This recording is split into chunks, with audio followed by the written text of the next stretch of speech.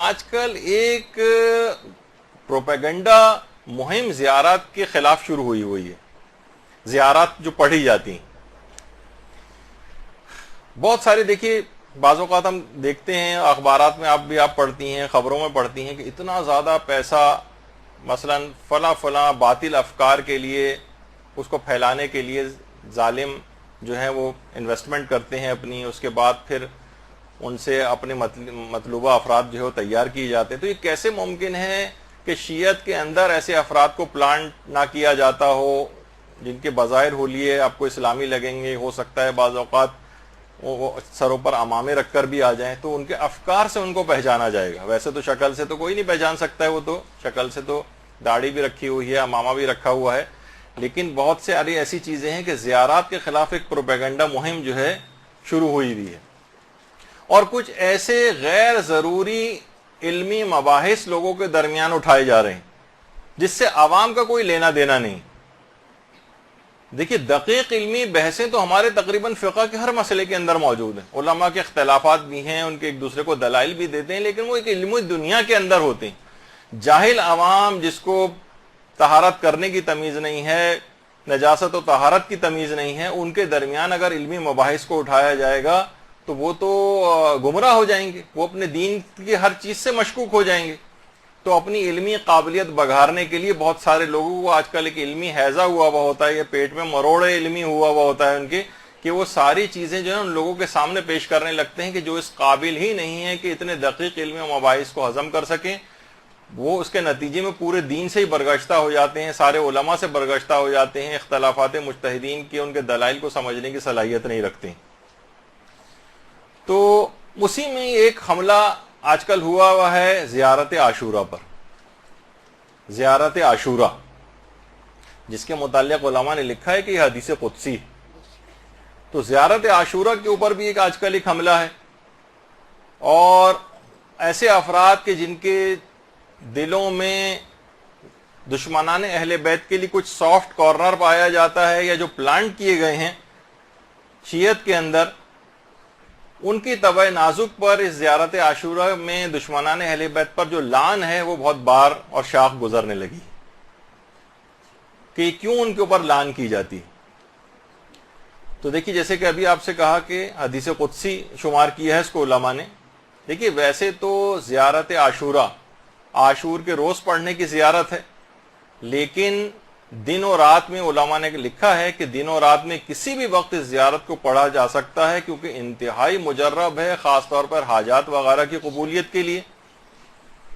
اور باقاعدہ آیت اللہ بہجت سے منسوب ایک ان کا ایک خواب ہے جس کو باقاعدہ طور پر میں نے کسی کتاب وغیرہ کے اندر تو نہیں دیکھا ہے، لیکن ان سے ایک بہت شہرت دی جاتی ہے کہ انہوں نے اپنے استاد آیت اللہ علی آقا قاضی کو خواب میں دیکھا تھا.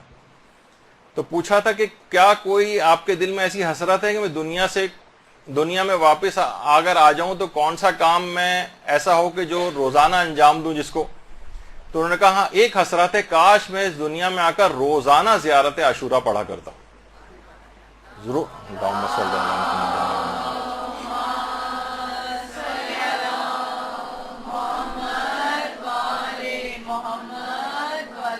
اچھا، عام زیارتیں بھی جو آپ پڑھتی ہیں اس کے اندر ایک بات اس کے اندر اور بیان کر دی جائے، وہ یہ ہے کہ اس کے بعد اکثر لوگ پوچھتے ہیں کہ نماز زیارت. دیکھیے زیارت الگ ہے، نماز زیارت الگ ہے. زیارت پڑھ لیں تب بھی نماز زیارت پڑھنا لازمی نہیں ہے، البتہ بہتر ہے. تو نماز زیارت لوگ پوچھتے ہیں کب پڑھی جائے. آیت اللہ وحید خراسانی فرماتے ہیں کہ بعض روایات میں زیارت سے پہلے نماز کا ذکر ہے، اور بعض روایات میں نماز کا ذکر زیارت کے بعد ہے. البتہ جس طرح سے بھی چاہیں پڑھ سکتے ہیں، اولا یہ ہے کہ پہلے بھی پڑھ لیں اور 2 رکعت نماز اس کے بعد بھی پڑھ لیں، یہ زیادہ بہتر. البتہ کچھ علماء نے اس کے اندر یہ بھی کہا ہے کہ اگر براہ راست آپ قبر امام کی زیارت کے لیے جا رہے ہیں تو وہاں پر حکم یہ ہے کہ پہلے نماز پڑھیں اور پھر زیارت کے لیے جائیں. اور اگر آپ دور سے زیارت پڑھ رہے ہیں تو اس وقت پہلے زیارت پڑھیں اور اس کے بعد پھر 2 رکعت نماز پڑھیں. یعنی دونوں میں ایک فرق ہو جائے گا. قریب سے زیارت کا مسئلہ تھوڑا سا الگ ہوگا، اور دور سے زیارت پڑھیں تو نماز کس وقت پڑھی جائے گی؟ اور البتہ آغا وحید خراسانی نے کہا کہ اول اور آخر دونوں میں پڑھ لیں تو زیادہ بہتر ہے۔ اسی میں ضمنی طور پر ایک مسئلہ ابھی بیان کر دیا جائے کیونکہ زیارت کی بات بیان ہو رہی ہے، وہ ہے غسل زیارت کا مسئلہ۔ غسل زیارت، خواہ آپ زیارت کریں قبر کی جا کر یا دور سے زیارت پڑھ رہے ہوں، آغا سیستانی ایک چیز فرماتے ہیں کہ تمام معصومین کی زیارت، خواہ آپ قریب سے زیارت کر رہے ہوں قبر کی، خواہ دور سے زیارت کر رہے ہوں، اس کا غسل جو ہے ثابت نہیں ہے، آغا سیستانی کے فتوے میں ثابت نہیں ہے۔ البتہ رجائے مطلوبیت کی نیت سے امید ثواب میں غسل کر سکتے ہیں زیارت کا، اور اس لحاظ سے یہ معتبر کیونکہ غسل نہیں ہے، لہٰذا نمازوں کے لیے اگر آپ کو وضو کرنا لازمی ہو جائے گا۔ اگر آپ نے یہ غسل کیا بھی ہے غسل زیارت تو یہ نمازوں کے لیے کافی نہیں ہوگا، جس طریقے سے غسل جمعہ نمازوں کے لیے آغا سیستانی اور آیت اللہ خوئی وغیرہ کے فتوے میں کافی ہو جاتا ہے۔ رہبر معظم اور امام خمینی کے نزدیک تو ہر مستحب غسل اور واجب میں بھی سوائے جنابت کے علاوہ دیگر جو واجب غسل ہیں ان میں بھی خاص طور پر رہبر معظم کا جو فتویٰ ہے ان کے لحاظ سے تو ہر غسل جنابت کے علاوہ ہر غسل کے بعد جو ہے وہ وضو کی ضرورت پیش آتی ہے۔ تو لیکن آغا سیستانی فرماتے ہیں کہ غسل جمعہ معتبر غسل ہے، ڈائریکٹ بھی آپ غسل کے بعد نماز پڑھ سکتی ہیں بغیر وضو۔ البتہ غسل زیارت اگر آپ نے کیا ہوا ہے تو وہ نماز کے لیے کافی نہیں ہے اور آپ کو اس کے بعد وضو لازمی کرنا پڑے گا، خواہ دور سے ہو خواہ نزدیک سے ہو۔ مرحوم آیت اللہ خوئی کا پہلے یہ نظریہ تھا کہ خواہ دور سے آپ زیارت پڑھ رہے ہوں چاہے قریب سے قبر کی زیارت کر رہے ہوں، دونوں صورتوں میں غسل وضو کے لیے کافی ہے۔ لیکن انتقال سے کچھ عرصے پہلے آغا خوئی نے اپنے فتوے کو بدل دیا تھا کہ قریب سے تو غسل زیارت کر رہے ہوں تو غسل کافی ہے، لیکن اگر کوئی شخص دور سے زیارت پڑھ رہا ہے تو اس کا جو غسل کرے گا وہ نماز کے لیے کافی نہیں ہوگا، اس وضو کے لیے کافی نہیں ہوگا اور اس کے لیے وضو کرنا لازمی ہوگا۔ تو میں نے سوچا کہ یہ بہرحال ایک مسئلہ ہے کہ غسل کرنے کے بعد، غسل زیارت کرنے کے بعد کیا براہ راست نماز پڑھ سکتے ہیں؟ نہیں تو یہ والا مسئلہ بھی ہاتھ کے ہاتھ ہی بیان ہو جائے۔ اچھا، اب زیارت عاشوراء میں ایک سجدہ آتا ہے، اس میں بھی لوگ یہ پوچھتے ہیں کہ کیا اس سجدے میں قبلہ رخ ہونا ضروری ہوتا ہے یا ضروری نہیں ہوتا؟ تو دیکھیے، قبلہ سجدہ کیونکہ اللہ کو کیا جا رہا ہے تو وہ کسی بھی سمت میں سجدہ ہو سکتا ہے، حتیٰ کہ اس میں کربلا کی طرف رخ کر کے بھی سجدہ کر سکتے ہیں۔ یعنی اپنا رخ جس وقت آپ زیارت عاشوراء کے اندر جو سجدہ آتا ہے اور ایک دعا اس کے اندر پڑھی جاتی ہے وہ آپ کربلا کی طرف رخ کر کے بھی کر سکتے ہیں اور کسی اور سمت میں بھی کر سکتے ہیں۔ البتہ اس میں بھی بہتر یہ ہے کہ قبلے کی طرف رخ کر کے سجدہ کیا جائے۔ اچھا، اب اس کے اندر ایک مسئلہ اور یہ آتا ہے، وہ تیز رفتاری کے ساتھ ٹائم جا رہا ہے لیکن بہرحال وہ یہ مسئلہ آتا ہے کہ اس کی اب سند کے اوپر ایک بحث اٹھائی جاتی ہے زیارت عاشوراء کی، خاص طور پر کہ اس کی سند میں اشکال ہے۔ اور دیکھیے، سب سے پہلی بات تو وہی کہ یہ دقیق علمی مباحث عوام کے لیے نہیں، اس سے پورا دین مشکوک ہو جاتا ہے۔ اور اس کی مثال علماء یہ بیان کرتے ہیں کہ مثلا ایک عام مریض ہو، اس کے سامنے آپ بہت سارے اسپیشلسٹوں کے پرسکرپشنز لا کے رکھ دیں اور کہیں کہ تم خود تحقیق کرو اور دیکھو کہ ان میں کس کا پرسکرپشن صحیح ہے، تو آپ کے خیال میں کتنے مریض ایسے ہوں گے کہ جو یہ تحقیق کر کے بتا سکیں گے آپ کو، یہ علمی لحاظ سے اتنے مضبوط ہوں گے کس ڈاکٹر نے، کس اسپیشلسٹ نے کون سا پرسکرپشن صحیح لکھا ہے؟ تو بالکل ایسے ہی ہے یہ علمی مباحث اٹھانا جیسے عام مریضوں کے سامنے ڈاکٹروں کے پرسکرپشن ڈسکس کرنا شروع کر دیے جائیں، ایک چیستہ بن جائے گا ان کے لیے، کسی کو کوئی چیز حل نہیں ہوگی بلکہ ان کا دل چاہے گا کہ ان میں سے کسی کی بھی بات پہ بھی عمل نہ کیا جائے۔ یہی ہوتا ہے لوگوں کے ساتھ، یہاں کے لوگ بہت زیادہ جہاں پر جہالت ہوتی ہے وہاں علمی مباحث اٹھانے کا یہ والا نتیجہ ہوتا ہے۔ اور بہت سارے افراد آج کل انٹرنیٹ کے اوپر مجتہدین بننے کا شوق بھی لوگوں کے سر پر سوار ہوا ہے، تو اپنی قابلیت کا سکہ جمانے کے لیے ہر کچھ عرصے کے بعد کوئی نئی تحقیق کے طور پر اس طرح کی چیزوں کو پیش کرنے لگتے ہیں۔ تو اس سے بہت زیادہ نقصان دیکھا گیا ہے، اس قسم کے علمی بحثوں کا لوگوں کے اندر کوئی بھی فائدہ نہیں ہوتا، اس میں بجائے کہ ہم اس کی دقت کے اندر جائیں اور آپ لوگوں کو بھی پریشان ہو جائیں کہ اس کی سند کے اندر جو بھی علماء کے مباحثے ہیں وہ نقل کرنے، اس سے کہیں بہتر ہے کہ اس سلسلے میں علماء کے فتاوے جو ہیں وہ آپ کے سامنے پیش کیے جائیں۔ آیت اللہ وحید خراسانی فرماتے ہیں یہ صرف اس وجہ سے تاکہ کہیں آپ کو بھائی باپ شوہر یا اس طرح کے افراد جو باہر جاتے ہیں انٹرنیٹ پہ بیٹھتے ہیں، آج کل اس قسم کی مباحث اٹھنے لگتے ہیں، تاکہ آپ کے سامنے چیزیں رہے اور آپ ان کو دکھا سکیں گے، نہیں ایسی بات نہیں۔ اس میں آقا وحید خراسانی نے فرمایا کہ زیارت عاشورہ فقہا کے نزدیک مسلمات میں سے ہے اور معتبر ہے اور احتیاج بسند نہ دارد، اس میں کسی سند کی کوئی ضرورت ہی نہیں، اتنی مسلم الثبوت یہ چیزیں ہیں۔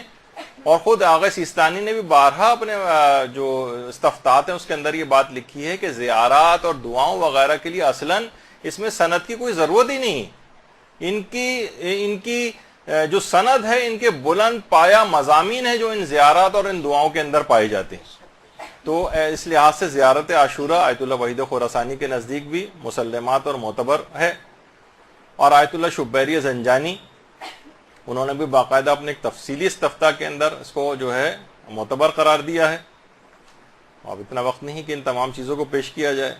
اسی طریقے سے زیارات معتبرہ میں آیت اللہ شیخ جواد تبریزی نے بھی زیارت عاشورہ کو بھی اور زیارت امین اللہ کو بھی جو ہے وہ معتبر قرار دیا ہے۔ اسی طریقے سے آیت اللہ صادق روحانی انہوں نے کہا کہ جی ہاں یہ سند کے اعتبار سے بھی روایت یہ زیارت عاشورہ مستند ہے اور متن کے اعتبار سے بھی ہے۔ اور انہوں نے اس فتوے کے اندر ایک بات خود ایک بڑی عجیب لکھی ہے، عام طور پر مراجع یہ لکھتے نہیں ہیں، لیکن کہا ہے کہ الحمدللہ میں اس زیارت عاشورہ کو 50 سال سے اس کو روزانہ پڑھتا ہوں اور پروردگار عالم سے دعا کرتا ہوں کہ مجھے مرتے دم تک اس کی توفیق عطا فرمائے رکھے۔ باقاعدہ اپنے استفتاء کے اندر انہوں نے یہ بات جو ہے وہ لکھی آیت اللہ صادق روحانی نے۔ اسی طریقے سے آیت اللہ شاہرودی نے بھی لکھا ہے کہ زیارت عاشورہ قطعی السند ہے، قطعی ہے، اس کی صحت بالکل صحیح ہے اور اس میں کوئی شک نہیں ہے۔ جو اس کا منکر ہے وہ غال بھی ہے اور مضل بھی ہے، یعنی خود بھی گمراہ ہے اور دوسروں کو بھی گمراہ کر رہا ہے اگر اس سلسلے میں کسی کو کوئی شک میں ڈالتا ہے۔ تو یہ دیکھیے تمام چیزیں ایسی ہیں۔ اور آیت اللہ ناصر مکارم شیرازی کا باقاعدہ ایک استفتاء بھی ہے جس کا اردو ترجمہ، انہوں نے 2 چیزیں سوال پوچھے گئے تھے ان سے، ایک تو زیارت جامع کبیر کے سلسلے میں اور ایک زیارت عاشورہ کے۔ تو پہلے سوال کا جواب زیارت عاشورہ کے سلسلے میں انہوں نے یہ دیا ہے کہ زیارت عاشورہ معتبر ترین زیارت ہے، اس کی فضیلت میں کہہ دینا کافی ہے کہ دوسری زیارتوں کے برخلاف جو کہ ائمہ معصومین سے نقل ہوئی ہیں، زیارت حدیث قدسی ہے، یعنی ائمہ نے اس کو رسول سے اور انہوں نے جبریل سے نقل کیا ہے۔ اور روایت میں بیان ہوا ہے کہ اے صفوان، جب بھی تمہیں کوئی حاجت پیش آئے تو تم جس جگہ بھی ہو اس زیارت کو بجا لاؤ اور اپنی حاجت کو طلب کرو، خدا کی طرف سے ضرور پوری ہوگی اور خدا نے اپنے رسول سے جو وعدہ کیا ہے وہ اس وعدے کو ضرور پورا کرے گا۔ اور اس کے بعد زیارت جامع کبیر کے متعلق دوسرا سوال ہے، انہوں نے کہا یہ زیارت سند کے لحاظ سے صحیح ترین زیارت ہے۔ تو زیارت جامع کبیر والا بھی مسئلہ اس سے جو ہے وہ حل ہو جاتا ہے۔ تو زیارت عاشورہ کی اس لحاظ سے سند کے اوپر جو لوگوں نے اعتراض کیا، میں صرف ایک اس کا جواب دوں گا۔ البتہ اول تو دیکھا جائے تو سند کے اعتبار سے تو ابھی فتاوے بیان ہو گئے، وہ کافی ہیں، کسی بھی بحث میں نہ جائیں، صرف لوگوں کو فتاوے دکھائیں کہ دیکھیے یہ فتویٰ آپ کے سامنے ہے، اس میں کسی بھی اس کی ضرورت نہیں ہے بحث میں جانے کی۔ البتہ متن کے اوپر بھی اعتراض کیے گئے۔ متن میں ایک اعتراض یہ ہے کہ جو اس میں لعنت کی گئی ہے، تو لعنت یہ رسول اللہ اور ائمہ معصومین ان سے بہت بعید ہے کہ اس قسم کے الفاظ یہ لوگ استعمال کریں۔ اور کیا معصومین نے کبھی کسی کے اوپر اس انداز سے لعنت کی ہے؟ تو دیکھیے علماء نے بیان کیا کہ آپ قرآن اگر آپ پڑھیں تو کتنی جگہوں کے اوپر پروردگار عالم نے خود لوگوں پر لعنت کی۔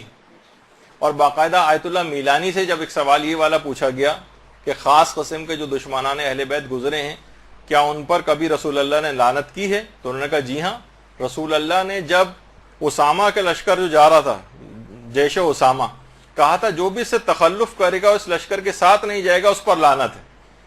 تو اور وہ افراد خاص دشمنان اہل بیت وہ اس لشکر کے ساتھ نہیں گئے تھے اور اس لحاظ سے وہ رسول اللہ کی اس لعنت کے اندر شامل ہو گئے تھے۔ تو اس لحاظ سے بھی ہے۔ البتہ یہ ضرور ہے کہ اس کے اندر فرق رکھنا چاہیے، ایک ہے دشمنان اہل بیت کے اوپر لعنت کرنا، ان سے بیزاری اختیار کرنا، اور ایک ہے کہ لوگوں کے اندر تعصبات کو فروغ دینا، کھلم کھلا لوگوں کے سامنے، مسلمانوں کے سامنے ان کے مقدسات کی توہین کرنا، اس سے ہمیشہ نقصان شیعت کو بھی اٹھانا پڑتا ہے اور ایک بدنامی بھی ہوتی ہے، تعصبات کا فروغ ہوتا ہے. آپ ہر جگہوں پہ تقریباً اقلیت کے اندر ہوتے ہیں، ان جگہوں کے پر آپ کو نقصان اٹھانا پڑتا ہے.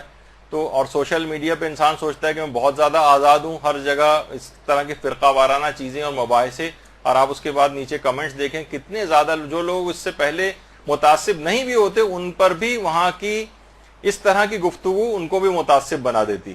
تو فرقہ واریت سے اجتناب کرتے ہوئے لیکن دونوں کے اندر ایک توازن آپ کو برقرار رکھنا پڑے گا. بہت سے لوگ اس طرح سے وحدت کو لینے لگتے ہیں کہ وحدت کے معنی گویا یہ بن جاتے ہیں کہ انسان عقائد کے اندر بھی وحدت اس کی آ جائے.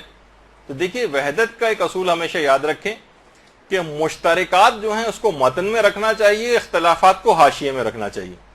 یعنی جو ان کی اور ہمارے درمیان دیگر فرقوں کے درمیان جو مشترک چیزیں ان کو متن کے اندر رکھیں، ان کو بیس بنائیں، اختلافات کو حاشیے پہ ادھر ادھر کر دیں. وہ ٹھیک ہے، وہ ہمیشہ رہیں گے، وہ تو آپ کے اپنے اندر کتنے ایسے افراد ہیں جن کے ساتھ فکری اور علمی آپ کا اختلاف ہوتا ہے، لیکن ان سے آپ جھگڑتے تو نہیں ہیں، لڑتے تو نہیں ہیں، تعصبات کا شکار تو نہیں ہوتے ہیں. تو دوسروں کے ساتھ بھی اس طرح سے کرنے کی کوئی ضرورت نہیں. لیکن اس لحاظ سے یہ ضرور ہے کہ ایسا نہ ہو کہ یہ جس کو کہا جاتا ہے کہ یہ جو تولا اور تبرہ ہیں کہ لازمی جز ہیں آپ کے مذہب کا، اس سے دستبردار نہیں ہوا جائے گا. یہی وجہ ہے کہ آیت اللہ میلانی کا ابھی میں ذکر کر رہا تھا تو انہوں نے بھی لکھا ہے کہ ان سے ایک سوال پوچھا گیا کہ روایت صحیح ہے کہ ہمارے چھٹے امام ہر نماز کے بعد دشمنان اہل بیت پر تبرہ کیا کرتے تھے. تو انہوں نے فرمایا جی ہاں، اس کی سند صحیح ہے، میں اس کی تائید کرتا ہوں. یعنی ایسی بات ہے کہ علماء یعنی دونوں چیزیں آپ کو ساتھ لے کر چلانی ہیں. یعنی ان سے دشمنان اہل بیت سے بیزاری بھی دل میں رہے، ان کے اوپر لعن یہ بھی حصہ رہے آپ کا، اور اس کے علاوہ اس تعصبات کا شکار ہو کر کسی فرقہ واریت کی طرف بھی بات کو نہ جائے. یہ آپ کو خود اس کے اندر بیلنس کرنا پڑے گا. اور یہی وجہ ہے کہ علماء نے لکھا ہے کہ پیغمبر اسلام نے خود قاتل امیر المومنین ابن ملجم کے اوپر لعنت کی. یعنی لعنت کرنا یہ کہا جاتا ہے کہ اس کے متن کے اوپر اعتراض ہے کہ کیسے لعن کر سکتے ہیں، یہ تو ان کے پیار و محبت کا اظہار کرنے والے معصوم شخصیات، ان کی زبان پہ کبھی لعن نہیں آ سکتی. خود روایات کے اندر ملتا ہے کہ حضرت عباس علمدار اور ان کے جو بھائی تھے، اللہم صلی علی محمد و علی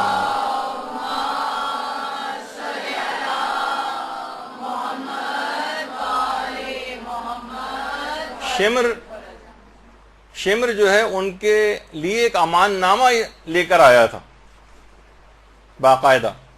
اچھا دیکھیے، لوگ کہتے ہیں کہ دیکھیے وہ اپنے خاندان کے اعتبار سے ان کا دور پرے کی رشتہ داری ہوتی تھی، اس وجہ سے وہ امان نامہ لے کر آیا تھا. یہ اس طرح سے آج ہوتا ہے نا کہ مخالف کیمپ کے لوگوں کو توڑا جائے، انسینٹیوز دے کے ان کے لشکر میں پھوٹ ڈالی جائے تو ہمارے ساتھ مل جاؤ تو جان بخشی ہو جائے گی، تاکہ تتر بتر ہو جائے لشکر. وہ کسی محبت کی وجہ سے نہیں تھا، نہ کسی قبیلے کی وجہ سے تھا، بلکہ لشکر امام کو توڑنے کی ایک سازش تھی. تو انہوں نے نہ صرف یہ کہ اس کی پیشکش کو بالکل ٹھکرا دیا تھا حضرت عباس علمدار اور ان کے بھائیوں نے، اور کہا کہ تیرے ہاتھ ٹوٹ جائیں اور تیرے اس امان نامے پر بھی لعنت ہو. یعنی یہ جو لفظ ہے یہ دشمنان اہل بیت کے لیے عام طور پر زبان معصومین کے اندر بھی رائج رہا ہے، اور حضرت عباس کے متعلق بھی ملتا ہے کہ انہوں نے اس انداز سے لعن کی تھی. اور یہی وجہ ہے کہ جو تولا اور تبرہ کہا جاتا ہے یہ مومن کے دو بالوں پر ہیں جس سے مومن جو ہے پرواز کرتا ہے. اور روایات میں یہ بات بھی آئی ہے بہار میں کہ جو شخص بھی تولا کو قبول کرتا ہے لیکن تبرہ کو قبول نہیں کرتا، اس کی مثال اس شخص کی سی ہے جس کی ایک آنکھ ہو، کانا، ایک آنکھ سے نابینا، یعنی یہ کامل نہیں ہے یہ شخص. اور ایک روایت کے اندر بہار میں یہ بھی آیا کہ جو تولا مانتا ہے اور تبرہ نہیں مانتا ہے وہ جھوٹا ہے، اسے جھوٹا قرار دیا گیا ہے. یہی وجہ ہے کہ ہمارے کتنے علماء ایسے گزرے ہیں جیسے کہ آیت اللہ کوہستانی، یہ فرماتے تھے کہ تبرہ جو ہے تولا سے بھی بالا تر، اور اس کا خود ثواب تولا سے بھی زیادہ ہے. اور فرماتے تھے روایات اس پر شاہد ہیں، ہم نے اپنی طرف سے ویسے ہی نظریہ نہیں رکھا ہے، لیکن بہت سارے علماء اس کے قائل رہے. اسی طریقے سے آیت اللہ بہجت کے متعلق تو یہ بات مشہور ہے کہ آیت اللہ بہجت ہمیشہ اپنی نمازوں کا جو رکوع ہوتا تھا اس میں قاتل امیر المومنین پر لعنت کرتے تھے، اپنی واجب نمازوں کے رکوع میں. وہ اس کی تفصیل ہم بیان کر چکے ہیں کہ نام لینے سے فقط جو ہے وہ یا کسی خاص شخص کا تذکرہ کرنے سے نماز باطل نہیں ہوتی، وہ خاص طور پر گواہی دینے سے یا جز سمجھتے ہوئے اس انداز سے گواہی اگر دی جائے تو اس سے نماز پہ فرق پڑتا ہے، جو کہ ہم شہادت ثالثہ کے سلسلے میں جو ہے اپنی بحث کے اندر تذکرہ کیا تھا۔ تو آیت اللہ بہجت کا طریقہ کار یہ تھا کہ خود نمازوں کے اندر لعن کیا کرتے تھے قاتل امیر المومنین پر۔ اور عین الحیات جو علامہ مجلسی کی کتاب ہے، اس میں روایت ہے کہ چھٹے امام باقاعدہ ہر نماز کے بعد مصلی پر اس وقت تک اٹھتے ہی نہیں تھے جب تک کہ نام لے کر 8 دشمنان اہل بیت کے اوپر لعنت نہیں کر دیتے تھے۔ لعنت کرتے تھے 8 دشمنان اہل بیت پر۔ تو باقاعدہ روایت کے اندر ہے بھی، شاید القطرہ جو کتاب ہے اس کے اندر ہے، لیکن میں نے صرف حوالے کے طور پر اس کو دیکھا ہے، خود کتاب کے اندر نہیں دیکھا ہے، کہ چوتھے امام سے باقاعدہ کسی نے پوچھا کہ مولا درود بھیجیے محمد علیہ وسلم،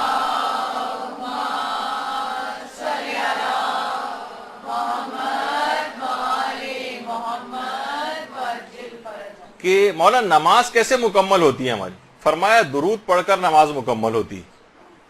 پھر پوچھا گیا کہ مولا نماز قبول کیسے ہوتی ہے؟ فرمایا کہ ہماری ولایت پر یقین سے اور ہمارے دشمنوں پر لعنت کرنے کے بعد نماز قبول ہوتی ہے۔ تو روایات کے اندر بھی یہ بات آئی ہے۔ اچھا، علماء نے جو علماء عرفان ہیں، بہت ساری آیتوں کی عرفانی تشریحات بھی، مثلا وہ جو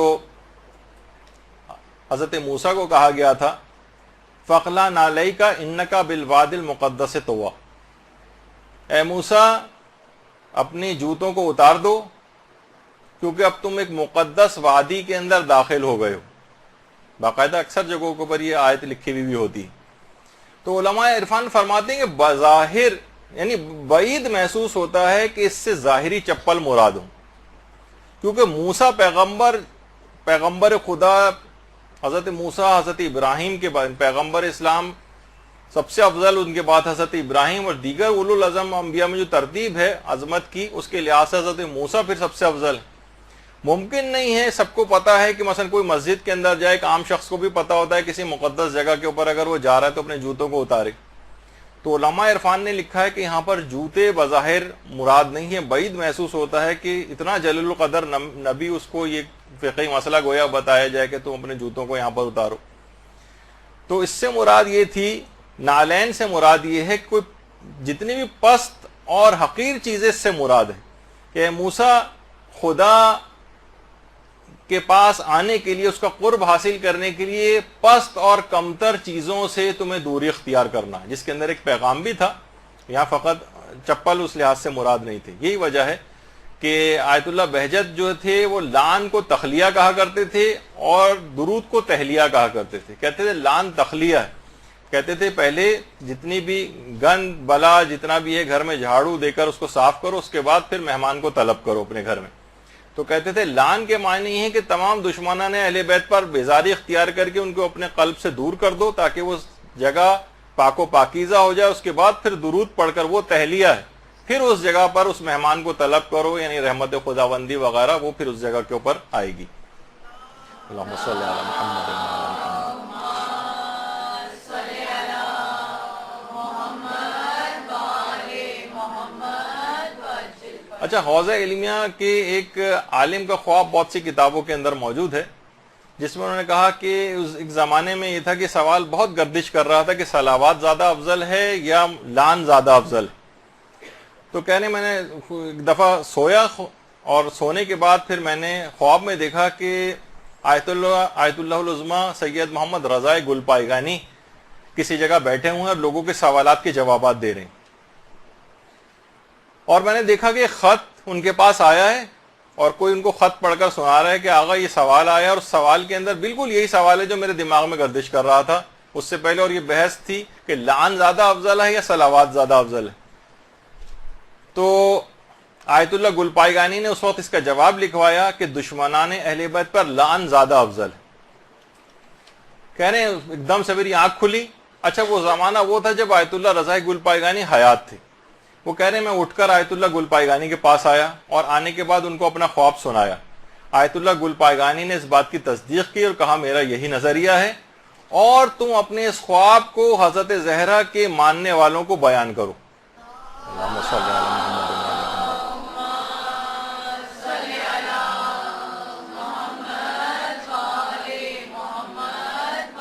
علماء کے اندر باقاعدہ یہ بحث رہی ہے، اور یہی وجہ ہے کہ علماء کہتے ہیں کہ اگر تبرہ نہ ہو تو انسان حقیقت میں اس کا تولا بھی ثابت نہیں ہوتا ہے. یہ دونوں بالکل ایک لازمی جز ہیں. اچھا، اب ایک اعتراض تو لان کے سلسلے میں تھا، اور لان پہ یہ کہا جاتا ہے کہ زیارت عاشورہ میں اصلاً لان نہیں تھی، یہ بعد میں اضافہ کی گئی. اچھا، دلیل اس میں جو دی جاتی ہے اس کا بھی میں آپ کو بتا دیتا ہوں کہ کیا ہے اس کے پیچھے. اس میں ابن طاؤس کا ایک قول جو انہوں نے مصباح الزائر کے اندر لکھا ہے وہ لوگ عام طور پر بیان کرتے ہیں.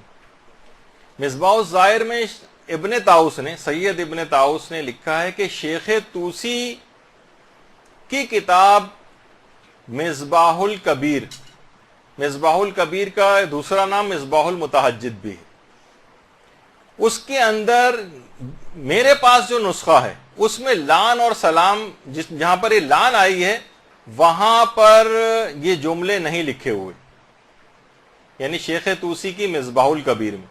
اچھا، شیخ طوسی کی دو کتابیں ہیں، ایک مصباح الکبیر ہے جو کہ مفصل ہے، یعنی جس کا نام مصباح المتہجد ہے، آج کل اس کے نام سے زیادہ وہ ہے یہ معروف، اور دوسری ہے مصباح الصغیر.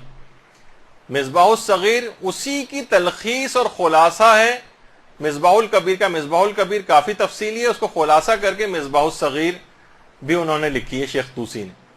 وہ کہہ رہے ہیں کہ مصباح الکبیر جو میرے پاس ہے اس کے اندر لان کے جملے نہیں ہیں، البتہ مصباح الصغیر کے اندر یہ جملے لکھے ہوئے ہیں. تو لوگ کہتے ہیں کہ دیکھیے مصباح الکبیر میں سے صحیح، آپ کو صرف یہ پیش کریں گے کہ مصباح الکبیر کے اندر شیخ طوسی، ابن طاؤس نے لکھا ہے کہ شیخ طوسی نے لان نہیں لکھی ہے، اس کا مطلب ہے کہ لان کا اضافہ بعد میں کیا گیا، اصل روایت کے اندر لان نہیں تھی. یہ کچھ چیزیں پیش کی جاتی ہیں. اچھا، اب دیکھیے کہ آج بھی جو قدیم مصباح الکبیر کے، مصباح المتہجد کے جو قلمی نسخے لائبریریوں کے اندر ہیں اس کے اندر بھی لان موجود ہے.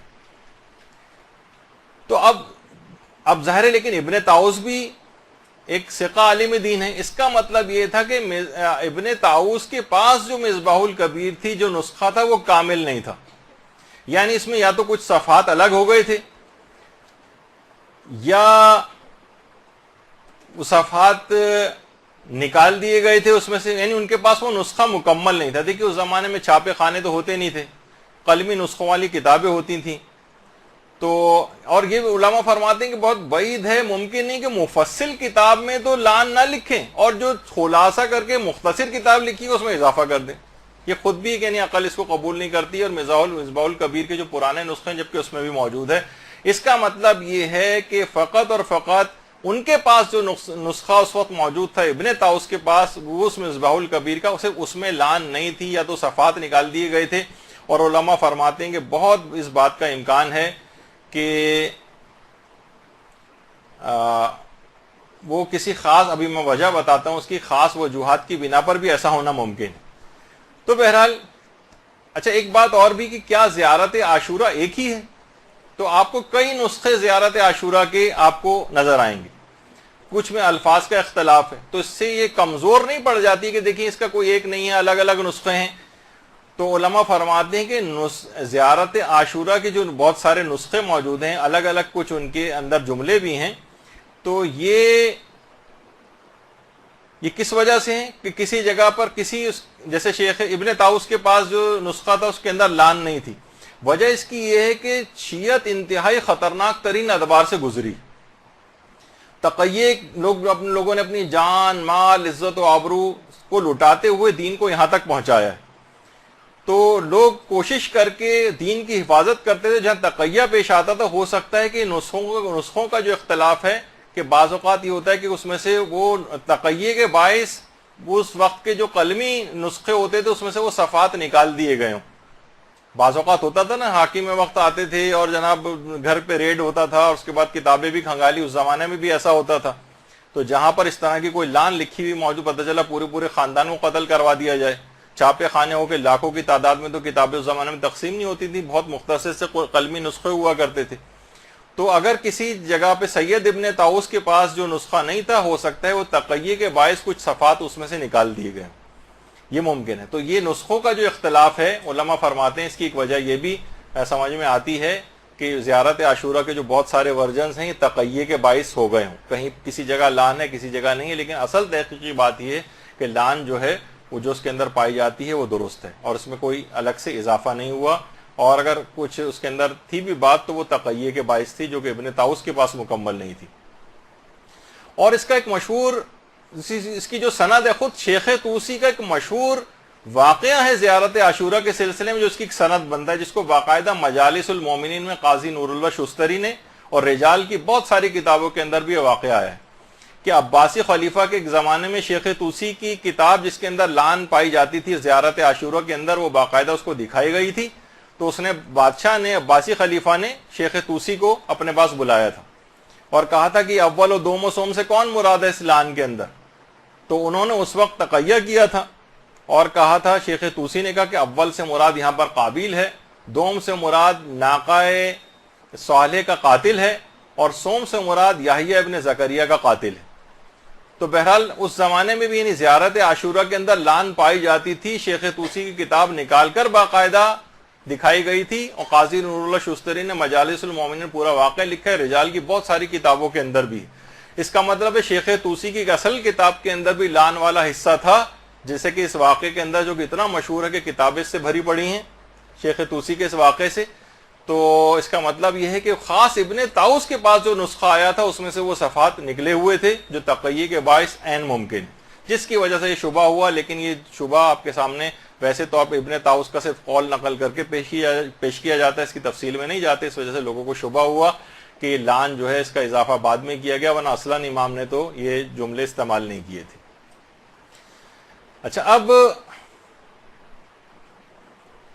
اس کے بعد آیت اللہ صادق روحانی نے باقاعدہ اس لان والے حصے کو معتبر مانا ہے اور فرمایا ہے کہ دشمنان اہل بیت کے اوپر جو لان تاکیدی مستحبات میں سے ہے، اور زیارت عاشورہ کی جو لان ہے صحیح اور معتبر ہے. اچھا، البتہ انہوں نے کہا ہے کہ اول و دوم اور سوم سے کون لعنت میں مراد ہے یہ واضح نہیں. یہ ہم نہیں کہہ سکتے کہ اس سے کچھ خاص افراد مراد ہیں، خاص دشمنان اہل بیت، ایسا نہیں. اور لان دیکھیے اس طرح کہ اس کے اندر 100 لان اور 100 سلام آتے ہیں. دیکھیے ویسے زیارت عاشورہ کے اندر 21 مرتبہ لان آئی ہے اور سلام 12 مرتبہ آئیں. علماء فرماتے ہیں اس سے لان کی اہمیت بھی واضح ہوتی ہے. خود صرف 12 مرتبہ سلام آیا ہے جبکہ لان 21 دفعہ زیارت عاشورہ میں آئی. بس اس میں ایک فقہی مسئلے کے طور پر اور بیان کر دیا جائے کہ جو 100 لان اور 100 سلام ہے کیا اس میں اختصار کیا جا سکتا ہے؟ لوگ کہتے ہیں تو بہت مشکل ہے، اکثر لوگ یہ سوال پوچھتے ہیں. تو علماء فرماتے ہیں رجائے مطلوبیت کی نیت سے اس کو مختصر بھی پڑھ سکتے ہیں، اختصار بھی کر سکتے ہیں. البتہ ایک طریقہ ہمارے امام علی نقی علیہ الصلوۃ والسلام نے بتایا.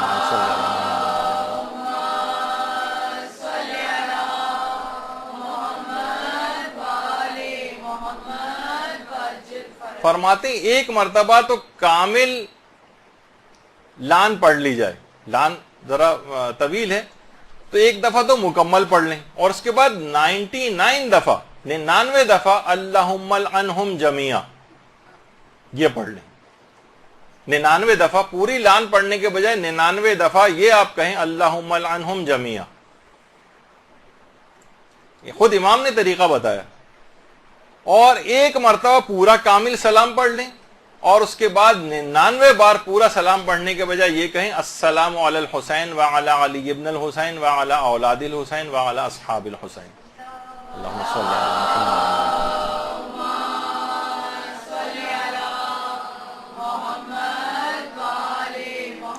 تو اس طرح پورے 100 لان اور 100 سلام کا ثواب مل جائے گا. البتہ کسی کے پاس یہ وقت بھی نہیں ہے تو ایک لان اور ایک سلام پر بھی اکتفا کر سکتا ہے رجائے مطلوبیت کی نیت سے. ایک خواتین ایک چیز اور بھی پوچھتی ہیں کہ زیارت عاشورہ وغیرہ کے جو عمل ہوتے ہیں 40 روز کے کچھ، تو اس میں ہمارے ماہانہ عادت کی وجہ سے کچھ وقفے آ جاتے ہیں تو ان کو اس میں چھوڑنے کی ضرورت نہیں ہے اور اس حالت میں بھی زیارت عاشورہ پڑھی جا سکتی. البتہ صرف نماز زیارت جو ہے وہ نہیں پڑھی جائے گی، ورنہ اس میں سجدہ بھی کیا جائے گا، دعائیں اور اذکار بھی پڑھے جا سکتے ہیں، خود زیارت عاشورہ بھی نجاست کی حالت میں پڑھی جا سکتی۔ اچھا، پھر اس میں ایک اعتراض یہ بھی آتا ہے کہ اس کے اندر متن کے اندر بھی اعتراض کیے گئے سند کے ساتھ ساتھ۔ ایک اعتراض یہ کہ اس میں ابن زیاد اور ابن مرجانہ اگر یہ ایک ہی آدمی کا نام ہے تو اس کے اندر دو مناسبتوں سے واو عاطفہ لگا کر بیچ میں کیوں اس کا تذکرہ ہوا؟ تو یہ فصاحت کے خلاف ہے، اس لحاظ سے اگر یہ دو الگ الگ افراد ہیں، دو الگ افراد ہیں تو صحیح ہے واو عاطفہ، اور اگر ایک ہی آدمی ہے تو دو حوالوں سے اس کا تذکرہ کیوں آیا ہے؟ یہ بھی اس پہ ایک اعتراض ہے۔ تو یہ اس کے سیاہ موروثی کردار کو اجاگر کرنے کے اعتبار سے، یعنی اس کے ابن زیاد کے ماں اور باپ دونوں ملائن تھے، دونوں ملعون تھے، ان کا سیاہ کردار یعنی اس کا زانی باپ اور زانیہ ماں، یہ دونوں اس خاندانی پلیدگی کی طرف اشارہ ہے کہ ابن زیاد اپنے اس لعنتی کردار میں اس کے ماں اور باپ دونوں اس کے شریک ہیں، اور اس میں کوئی تضاد والی بات نہیں ہے اور نہ ہی یہ کسی فصاحت وغیرہ کے خلاف ہے، اور اس میں تاکہ اس لعن کے اندر اس کے ماں اور باپ دونوں شریک ہو جائیں، اس وجہ سے اس کو الگ سے واو عاطفہ لگا کر اپنی اس کی ماں کا ریفرنس بھی دیا گیا ہے اس لعنت کے اندر، اس کے باپ کا بھی ریفرنس دیا گیا ہے تاکہ وہ بھی اس لعنت میں شریک ہو جائیں۔ پھر اس کے اندر ایک اعتراض یہ بھی ہے کہ اس میں برأت الی اللہ و الیکم منہم، یعنی میں خدا کی طرف سے معصومین کی طرف، میں خدا کی طرف اور معصومین کی طرف برات کرتا ہوں۔ لوگ کہتے ہیں برات تو بیزاری کے معنوں میں ہے، یہ تو صحیح نہیں جو اس کا مطلب بنے گا۔ تو علماء یہ فرماتے ہیں اگر صرف بیزاری یا دوری اگر ہو تو اس کے لیے برات کا لفظ بغیر الہ کے استعمال ہوتا ہے، اور اگر الہ کے ساتھ آ جائے جیسے اس کے اندر آ رہا ہے برأت الی اللہ، الہ کے ساتھ آئے تو اس کے معنی پناہ کے ہوتے ہیں، یعنی میں بنو امیہ اور دوسرے ملعون جو ہیں ان سے بیزاری چاہتا ہوں اور اللہ اور اہل بیت کے دامن میں پناہ لیتا ہوں، یہاں پر یہ مراد ہے۔ تو بہت سارے اس طرح کے ان چیزوں کے اوپر اعتراضات کیے گئے ہیں، تو لہٰذا آپ لوگوں سے بھی گزارش ہے کہ زیارات کے سلسلے میں، اچھا زیارتوں کے اندر خالی صرف زیارت عاشورہ ہی نہیں بلکہ زیارت ناہیہ کے اوپر بھی بہت زیادہ اعتراضات ہو رہے ہیں آج کل، اور ایک اسکالر صاحب نے تو اپنے تئیں اتنے نامناسب جملے اپنی کتاب میں استعمال کیے گے، معاذ اللہ کوڑے پہ سے پڑی ہوئی زیارات جو ہیں مل گئی ہیں ان کو شامل کر دیا گیا۔ اس طرح سے آج کل دیکھیے بہت سارے ایسے افراد آ رہے ہیں، تو آپ کو خود دیکھنا پڑے گا کہ یہ کون ایسے افراد ہیں، نہ ان کی شکلوں سے دھوکہ کھائیں، نہ اماموں سے دھوکہ کھائیں، بلکہ ان کے افکار کے اوپر نگاہ رکھیں، مراجع کی تعلیمات جو ہیں دماغ میں رکھیں اور اپنے آپ کو علم سے کے لحاظ سے مضبوط کریں تاکہ ان لوگوں کا دفیہ ہو سکے۔ تو زیارت ناہیہ کے سلسلے میں بھی یہ بات آئی ہے، اور زیارت اب اتنا وقت بھی نہیں میرے پاس، آیت اللہ وحید خراسانی نے بھی اس کے اوپر اعتماد کا اظہار کیا ہے، اور آیت اللہ ناصر مکارم شیرازی کا بھی میں نے اس سے پہلے بیان کیا تھا۔ انہوں نے کہا تھا کہ دو سندوں کے ساتھ ذکر ہوئی ہے زیارت ناہیہ، ایک سند جو ہے معتبر ہے اس کی، ایک غیر معتبر ہے، لیکن ایک سند معتبر بھی ہے، اور اسی طریقے سے دیگر علماء نے بھی اس کو جو ہے معتبر روایتوں کے اندر سے قرار دیا ہے۔ برحمتک یا ارحم الراحمین وصلی اللہ علی محمد و